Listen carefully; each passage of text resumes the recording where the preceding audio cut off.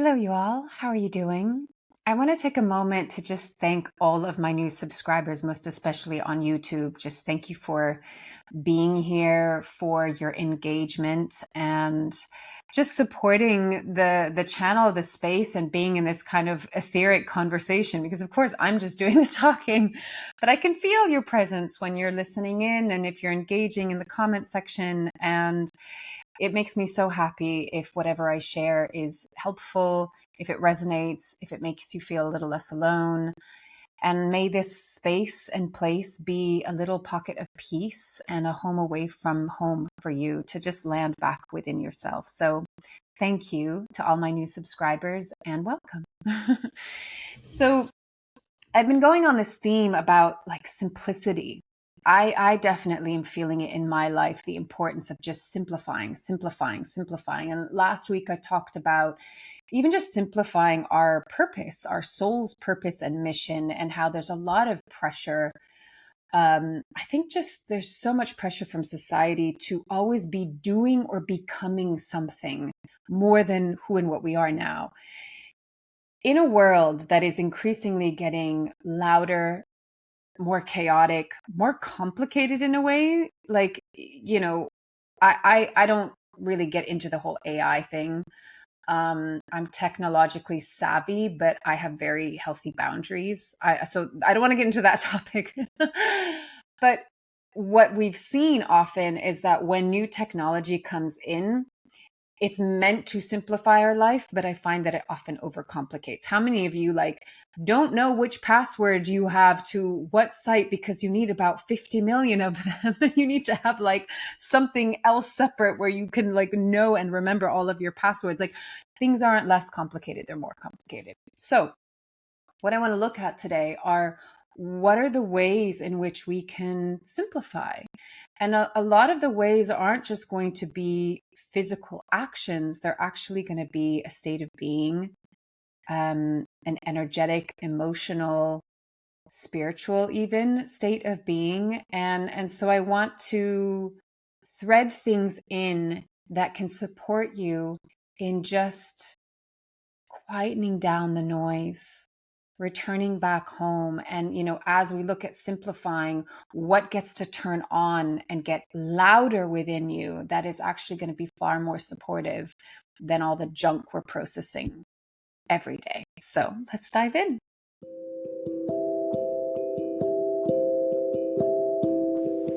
This is Corinne Bloom, and you're listening to Raw Conversations.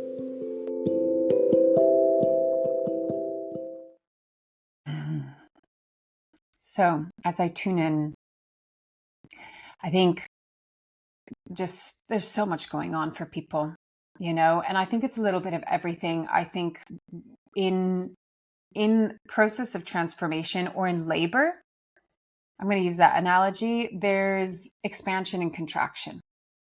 Or I love how when I was in labor, the words that I used were surges instead of contractions. But and the reason why I'm bringing that up is because sometimes the contraction can feel like we associate it with pain. And a surge is actually like in labor, yes, you could say your uterus is contracting to push, right? To push down. But actually, we've been taught to push through things, right? To force, to like grip, to try and control. And actually, when we expand and open and soften and breathe into whatever might feel painful or contracting or restricting or challenging, the breathing into and expanding, almost like the opposite of what we kind of feel our knee-jerk reaction is what's going to make the ride more easeful, more smooth. So in laboring a child, like hypnobirthing would really invite you to just like breathe. And as a professional ballet dancer, I remember being in like extraordinary pain, being in point shoes for 8-10 hours a day.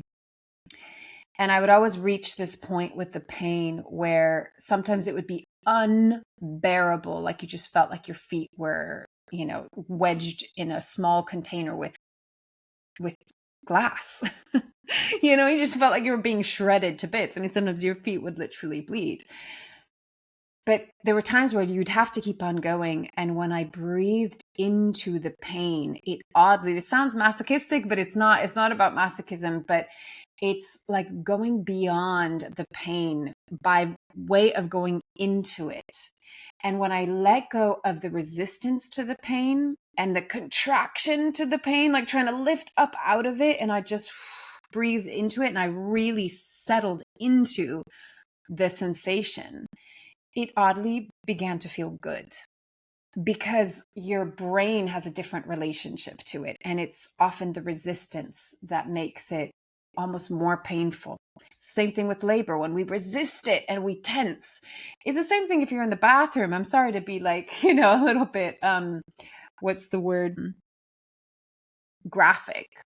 I'm sorry to be graphic about it, but it is that, right? Like everything is about relaxation. So this might seem like a big tangent, but the reason why I'm talking about not resisting the challenge or the pain and going into relaxation is because this is a way of simplifying.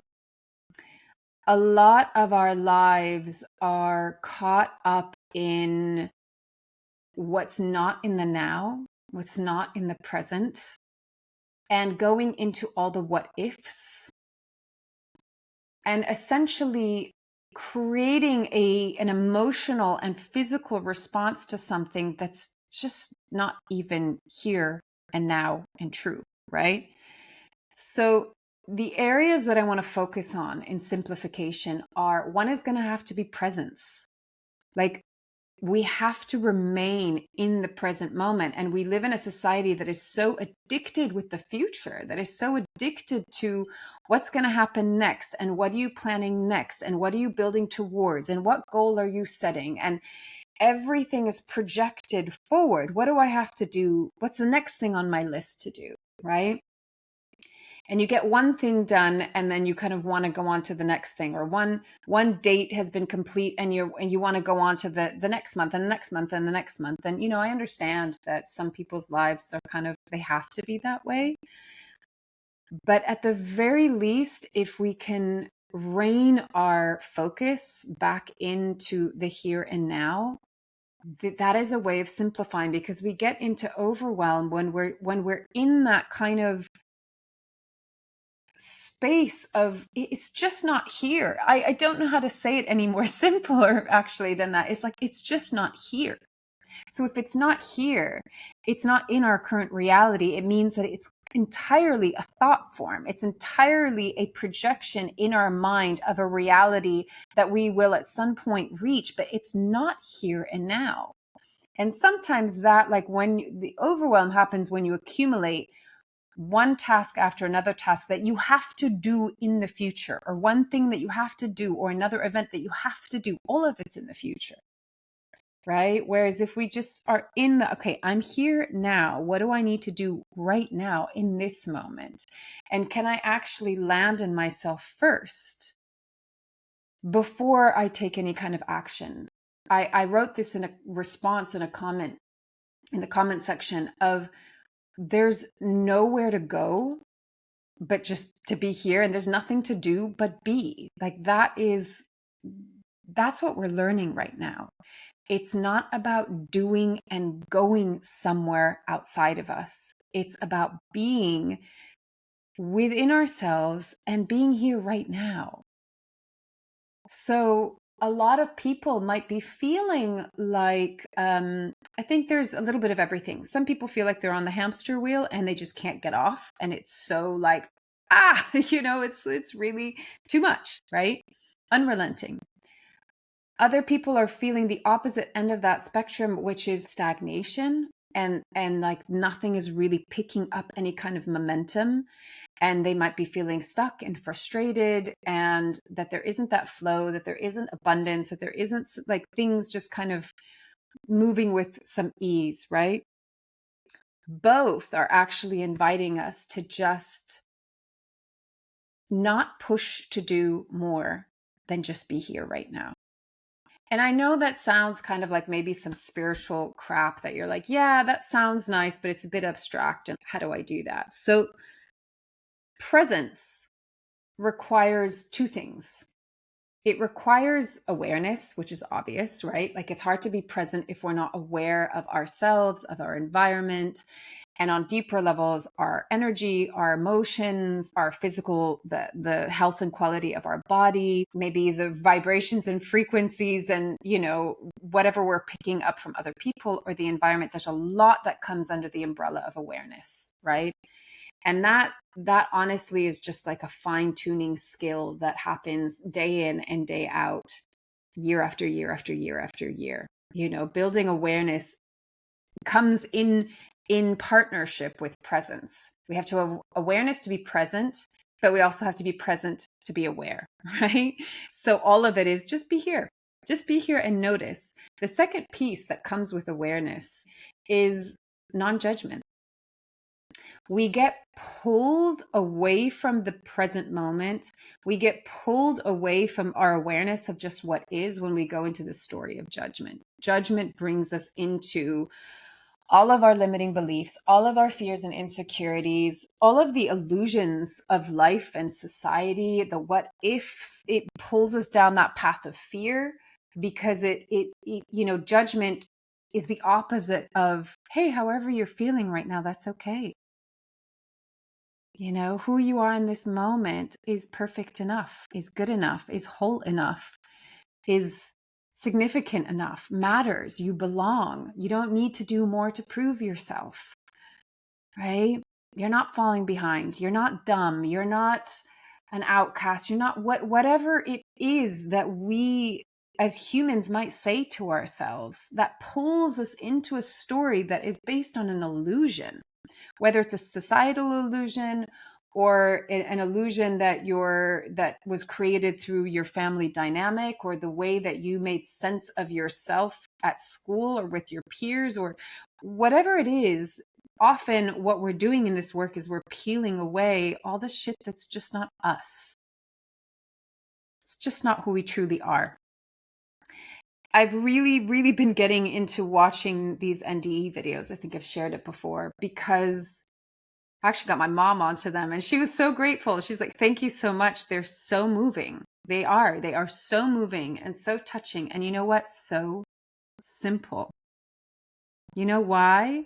Because when we come out of this third dimensional field, when we come out of this incarnation that has, this is the school of life. So it needs to have some kind of grist for the mill, right? It has pain and suffering and challenge and density and restriction and, all sorts of stuff, right? That's part of what stretches us and allows the soul to grow. But when we come out of it and all of a sudden we're in this like, this place of expansion where there is no limitation, where you are 100,000,000,000% whole, good enough, perfect as you are. You are love. You are so loved.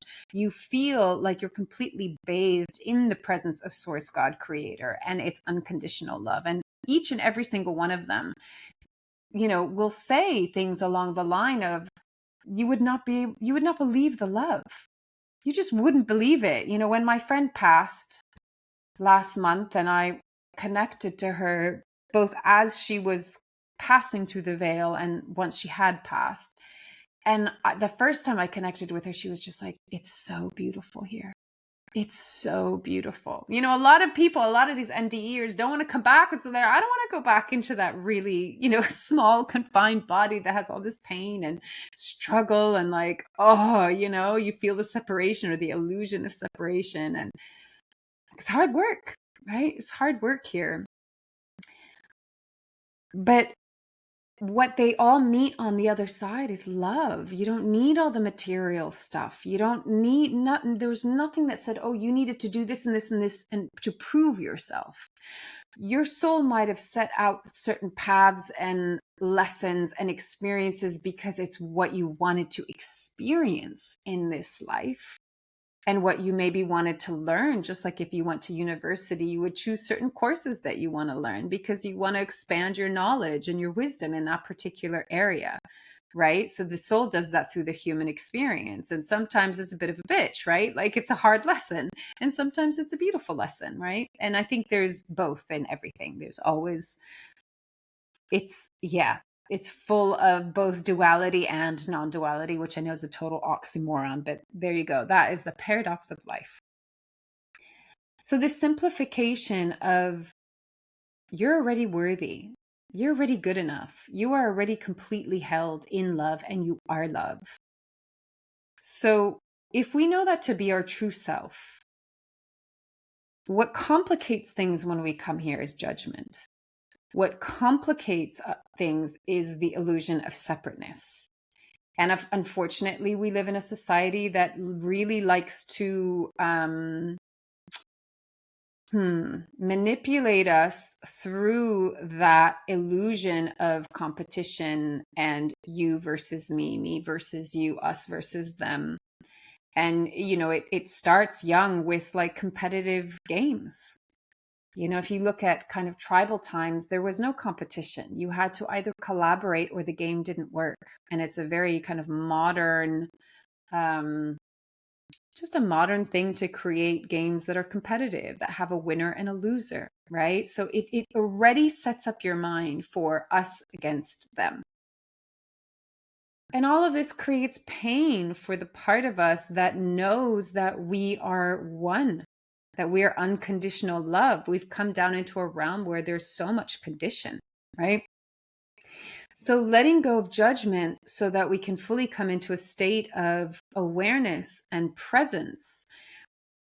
And that's here through, like, think about how if you're feeling kind of crappy about yourself, maybe you're having a bad day, maybe something happened and you're feeling just a little bit low, and maybe you don't believe in yourself so much, or you lost a little bit of confidence, or you just feel kind of, alone and you feel just a bit shitty, right? When you're with someone that loves you, be it a friend, a partner, a family member, even a pet, even though it's nonverbal, and you just feel that sense like they're there and they're listening to you and they're like, hey, it's okay. I'm here. I love you.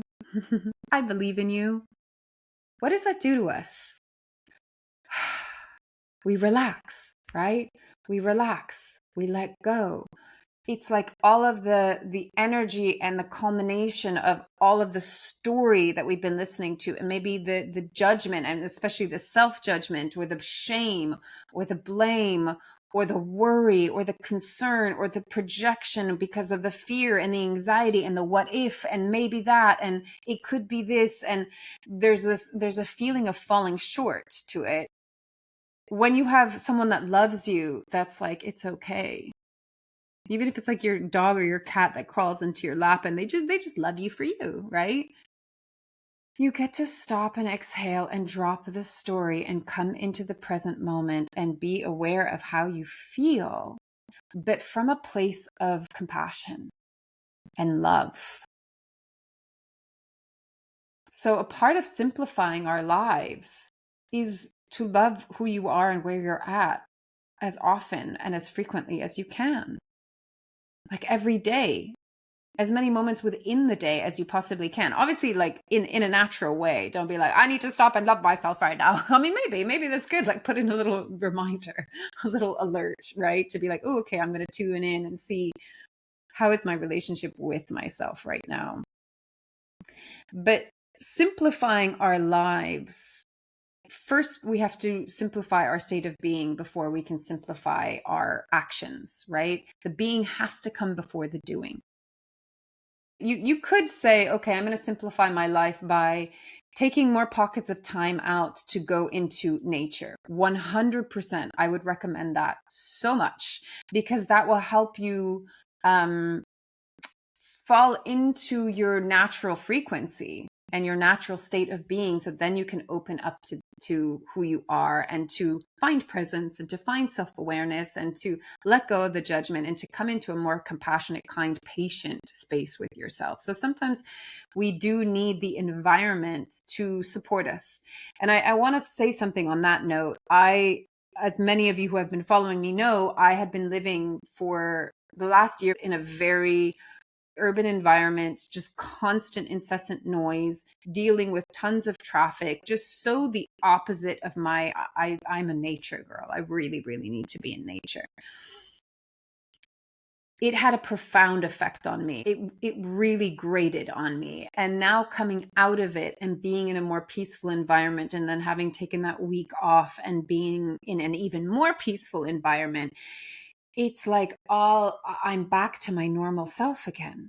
I had been working a lot going in. I was forced to go in because of all the external noise. But when your external environment can reflect your internal environment, and there's that sense of just peace and relaxation, and your nervous system on all fronts gets to exhale and let go.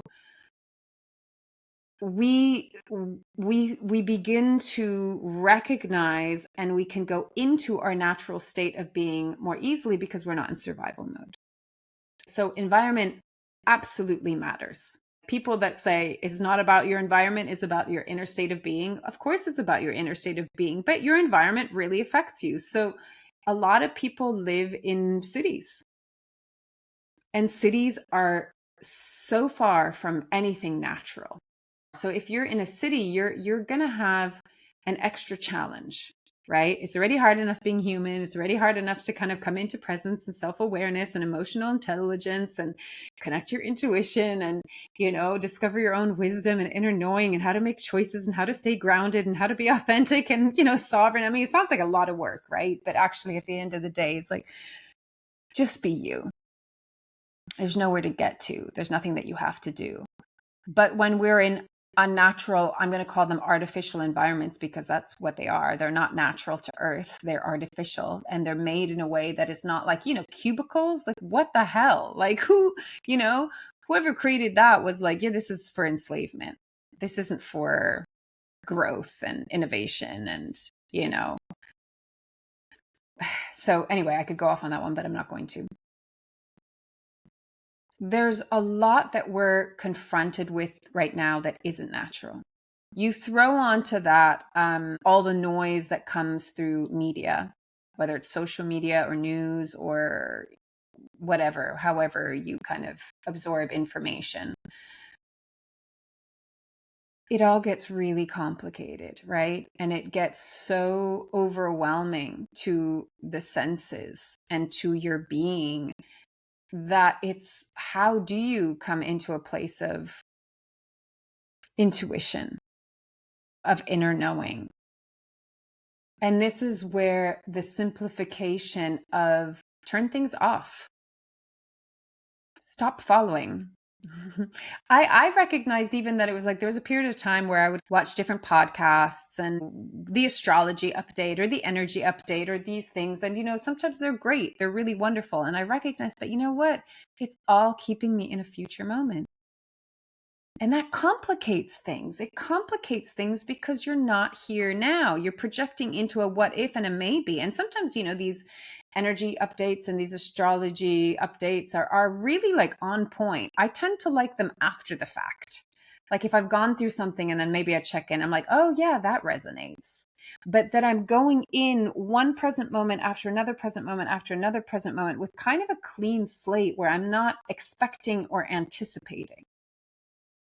It simplifies things. And I think right now where really the invitation is to come back home towards ourselves, because yes, it might feel isolating. Yes, it might feel lonely.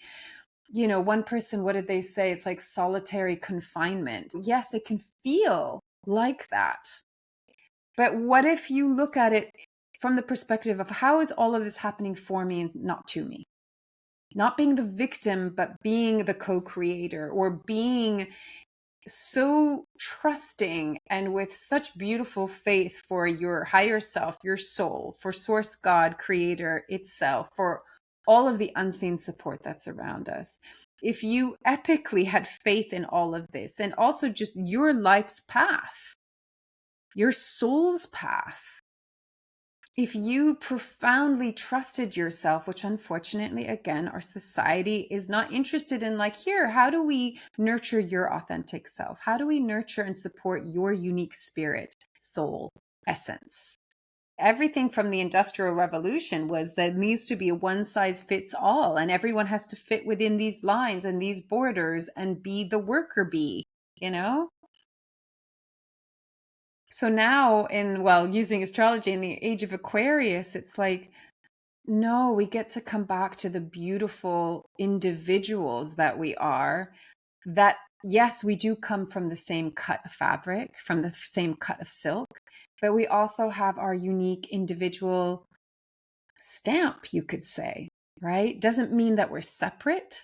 It just means that we all have our own signature, our vibratory signature. And how beautiful to celebrate that, and how beautiful for that to be integrated and supported and celebrated as a community, right? I don't even want to use the word society, but as a community. So one of the biggest things, and I know this is going to sound like such a spiritual cliche, but one of the biggest things about simplifying is coming into a state as often as you can of love and gratitude. Gratitude is a beautiful, beautiful way of simplifying your life. And this is why.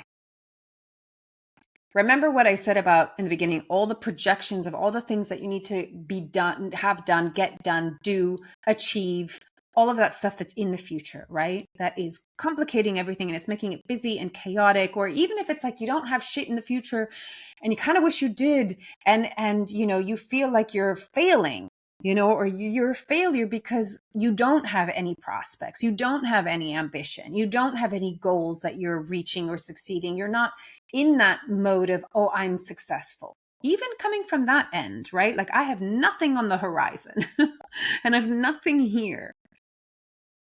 Both of those are opposite ends of the same spectrum, right? Of the same line, you could say, which is saying that what I have here isn't enough. Now, what gratitude does is it brings us into what I have is enough. It's more than enough. It's so much more than enough that I feel so grateful that I get to experience this. And I've used this practice for the last 15 plus years of my practice with people and with working with clients. And, some come to it very easily and some find it really hard. And I do want to speak to that in a moment. But I remember one client in particular that really had a dedicated practice of it and just recognized it's life-changing. It's life-changing. And I find for myself, I have the practice of I ground every night before I go to bed. And part of that grounding practice is to just name, what am I grateful for today? And even if it's like you've had a pretty bad day or things didn't go so well or you didn't feel so good, there are always things to be grateful for. And this is the beautiful thing. They become simpler and simpler and simpler. And life is filled with all those simple, small, seemingly mundane moments that make up the beauty of our life. This is the simplification. We've been taught, make it big, right? You need to, again, as I spoke to last week, you have to have 1 million followers and you have to sell 1 million copies and you have to have 1 million clients. I'm exaggerating, right? But you get the point. It's all coming from scarcity. None of it is coming from enough. And none of it is actually coming from gratitude, because it's coming from this state of what you have now isn't enough. And you're not focusing on what you have that you're actually grateful for. We're taught to focus on what we don't have that we need to strive for and reach there. And guess what? The whole point of not good enough, is when you get there, there's going to be another bar to meet, to measure, to get up to, and it's never attainable. So gratitude has this beautiful way of making us feel that what we have here is good. It's okay to still have dreams and ambitions and be inspired and to grow, but it's not coming from that. It has to be that way or else I'm failing, or else I'm not good enough, or not worthy, or not valued, or not significant, or I don't belong as part of society, or whatever it is. Again, we're going back into the judgment, right? That's like who you are right now, whatever you're thinking, feeling, experiencing, and who you are and what you're doing in your life or not doing in your life. It's perfectly fine. It's perfectly fine. Just take that in for a moment. Like, if who you are and what you're doing or not doing right now is okay, you get to exhale, right? Let go of the pressure. You don't need it. It's a false measure. And it's meant to keep you in this loop of strain and stress and survival, and then fear. And then when we're in that state, we're so far from our sovereignty. We're so far from knowing our inner power, and just the beauty of the unconditional love that we are, you know? So just to kind of condense and concentrate and give an overview: presence, awareness, love, and gratitude, right? And the piece that needs to be let go of at the bottom of that is judgment, right? That is going to be people's biggest challenge to get into a state of presence, awareness, love, and gratitude. Is the judgment piece is a really, really big distraction. And again, like if you're really on social media a lot, you're going to have a lot more judgment come up, because what are you in? You're in the game of comparison. Look at how great their lives are. Look at how much better she is doing. Look at their house. Look at their baby. Look at their dog. Look at their book. Look at their, all of it is like putting you into competition and comparison mode. And it's going to, no matter how strong you are, it's going to trigger that part that's like, I'm not doing enough. I'm not doing well enough. I'm not successful enough. I'm not beautiful enough. I'm not young enough. I'm not fit enough. I don't have nice enough clothes. I don't have nice. It's going to put you into that not enough. I don't have enough likes. I don't have enough followers, all of that bullshit, right? So I highly recommend being disciplined about what you put into your consciousness. Just like you could be disciplined about what you put into your body as far as food, is it organic or is it full of pesticides? Is it GMO or is it like come from the natural earth, right? What we put into our consciousness is no different. It's either junk food or it's healthy food. So when we come into the simplification of our lives via presence and awareness and coming into a state of love and gratitude, all of the noise becomes, I don't want to say becomes irrelevant, because it's still there, but it just doesn't pull on you in the same way. You see it for what it is. You kind of see it that it's a game, right? It's a game. There's a lot of drama. It's vying for your attention. Our attention is one of the biggest commodities right now. Like, how they say like data, they want all your data, but it's so that they can get your attention. And your attention, your focus, and the energy and frequency that comes behind that focus, that is funneling into that focus, it's like golden elixir. And so we have to be so wise and so prudent and so discerning in, where do I offer that golden elixir to? And am I going to spread myself so thin and project fragments of myself out in front of me, into the future, into things that I cannot control? Or am I going to hold it all within myself and work on really rooting myself, to the earth, to my relationship with Source Divine, unconditional love? From the state of being that I'm enough as I am right now, right here. All I need to do is be right here. Let go of the story, let go of the beliefs, let go of the judgments, let go of the voices, let go of the what ifs, let go of the fears and anxieties. And what I mean by let go of is, don't give them your attention. Don't give them that golden elixir of your attention. It's precious. So instead, you bring it into you and you bring it into your heart. And your heart, might feel like, wow, I feel so wonderful right now. And I feel so grateful and I feel at peace. And I feel so, lucky for my friendships or my partnership or my family or the work that I do. Or your heart might be like, I'm hurting and I'm lonely and I'm scared. And I wish I had this and that. And this is painful. And why am I not where I want to be? It could be anything in between and more, right? It doesn't matter. Simplifying our lives is you don't need to go into the story of it. You just go into the feeling and you give yourself what you need. If you're in a state of love and joy and gratitude and peace, breathe that in and emanate that out and give that to your fellow humankind. Metta, right? Give out loving kindness, compassion, peace. That's how we change the world. We're on a frequency level now. We're going into the fourth dimension. It's about thought and frequency. You're of so much service by doing that. And if you're in the darkness and you're in the hole, you tend to yourself with love. Be here now with presence, with awareness, with love and gratitude. Now, I want to speak before I'm going to let you go because it's getting long. I want to speak to the point of how sometimes gratitude can be really hard. And when we're in a period of life where you're like, I don't have anything to be grateful for. F this stupid great gratitude like journal or practice, or this is shit, right? Like life is just shit and I'm hating it. And I get it.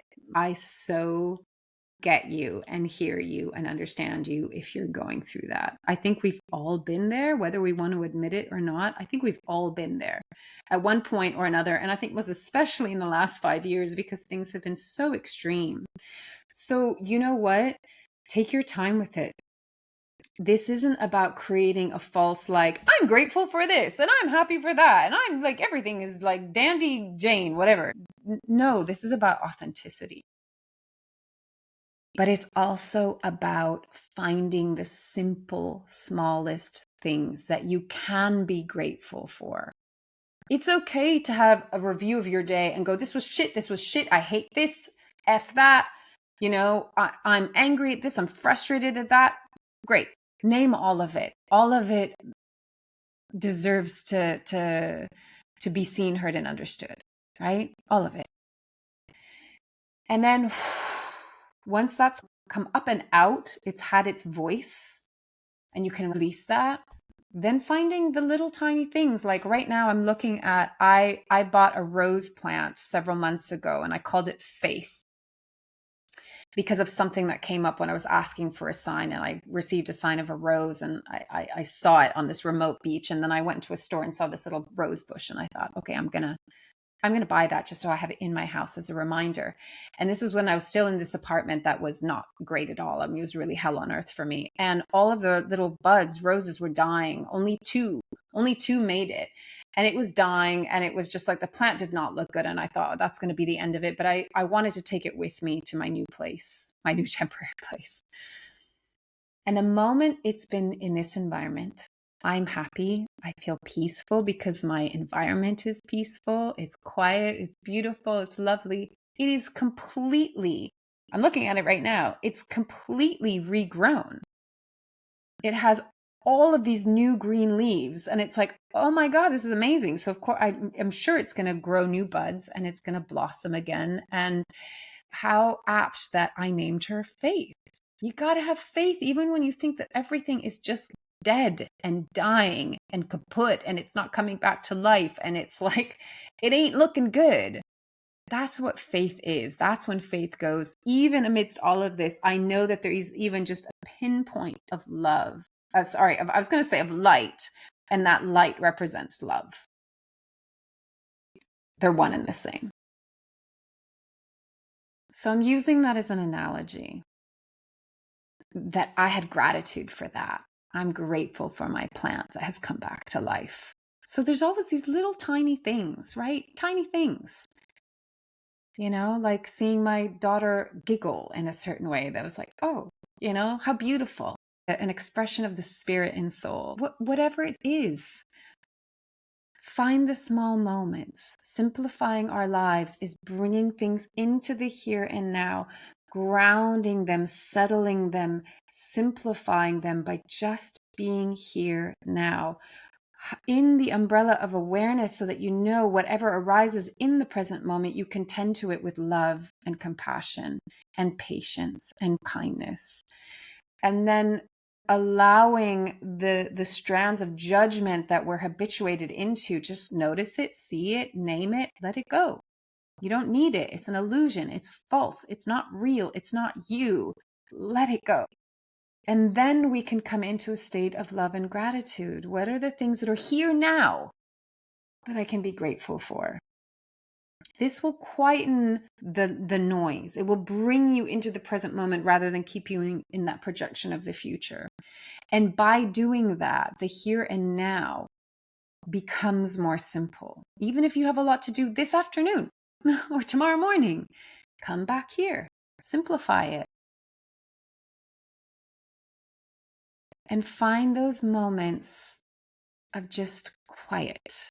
See if you can come into a moment of peace, of silence, I should say, of stillness. Notice a breath.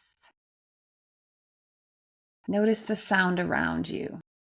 And if you can go put yourself in nature, do that as often as you can, because it will bring you into this state so much faster, and it will hold you and sustain you. So a lot of people and NDEers, when they come back, they are so drawn to being in nature, because often when they're on the other side, they're brought into a place of nature which they feel really comfortable, happy, or inspired in, to learn whatever they need to learn, receive any message that they need to receive. It tends to be a place that makes them feel good. So go to a place that makes you feel good, that makes you feel at peace, that makes you feel held, where you see beauty and you feel grateful for that beauty and that peace and the loveliness of having this experience here. Yeah. So I'm going to leave it at that, because this is getting long. As always, take it or leave it as feels right for you. And let this, even if there are things within this conversation that you would have liked to expand on, or things that you don't resonate with, let it be an invitation for you to ask yourself the question, what would simplify your life? And it doesn't have to be in a step 1, 2, 3. I don't speak in that way. And for some people that might drive them crazy. Like, Corinne, I want a formula. I want step 1, step 2, step 3, step 4. I don't believe that life comes with a manual and therefore has a formula that is a one size fits all. I don't believe that. And I think the moment we let go of that rigidity and needing things to be linear and needing to have our ducks in a row and just go like, throw it all out the window, and like, how I am here right now, that's all that matters. That's all that matters, because that's what's going to take you into every future moment. Simplify your state of being first.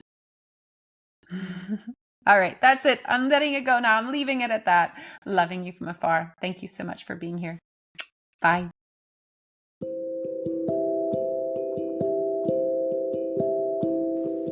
You've been listening to Raw Conversations with Corinne Bloom. Thanks so much for showing up, listening in, and being a part of the conversation with me.